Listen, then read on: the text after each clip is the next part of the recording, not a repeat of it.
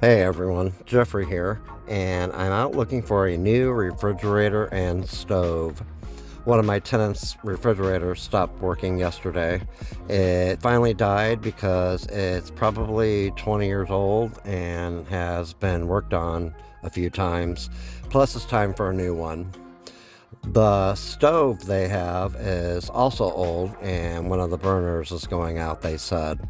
So, what I'm thinking is to get brand new for me and bring the ones that I have at home to them.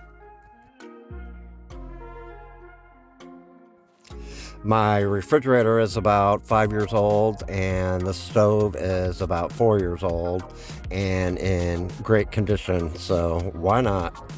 I've been to Home Depot, Lowe's, and a few other places, but I really want new for me, so I came back to Home Depot. And plus, I have their card. I've been paying extra on it while I can because I know I'll need it for different things. And so glad I did. The house is like mine where I can do gas or electric when it comes to the stoves. The only bad thing about the gas is that you can only pretty much put it in one place. Electric stoves, especially with the smooth top kinds, can't be cooked with iron pans, and the glass will pit in half a second if it gets any sauce on it, like tomato sauce.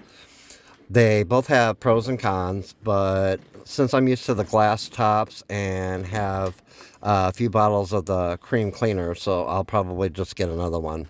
Maybe in a few years, go back to the gas. We'll see.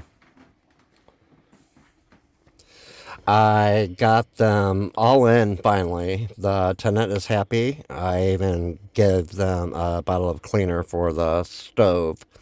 The ups and downs about these refrigerators with filters is that yes, you can get filtered water and ice, but you have to change the filters twice a year, and they're a little pricey depending on where you get them.